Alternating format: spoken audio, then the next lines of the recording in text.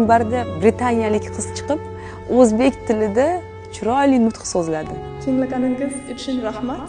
Sizga yaxshi kun tilayman. Thank you so much for listening. Britaniyalik talabalar o'zbek tilini o'rganmoqchi bo'lgani hayratlantirdi. Assalomu alaykum. Assalomu alaykum. I believe Yaxshimi? Nikolay Kontovas, right? Yes, I am. Oh, assalomu alaykum. Inglizcha gaplashaylikmi? Mayli, o'zbekcha gaplashamiz. O'zbekcha gaplashamiz. Hayron qoldim. Xush kelibsiz. Rahmat. Charchamadingizmi? Safaringiz yaxshi o'tdimi? Yaxshi o'tdi, xudoga shukr. O'zbekiston bilan bog'liq fondimiz nihoyatda boy.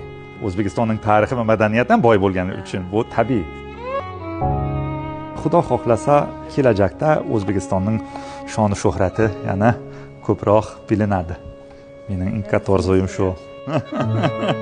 Alisher Navoiyning kitobi, Mirzo Ulug'bekning kitobi shu Oksfordda arxivlarda turar ekan. Beruniyning kitobi, Ibn Sino, ularni mumkin ushlab ko'rishga deb ruxsat so'radim. Ushlab ko'rib, bilasizmi, ko'zimdan yosh oqib ketdi. Bu qanaqa baxt. So Ulug'bek's hands have touched this manuscript. So you touched right now. That's fine. I give you permission. Nobody else has to do it.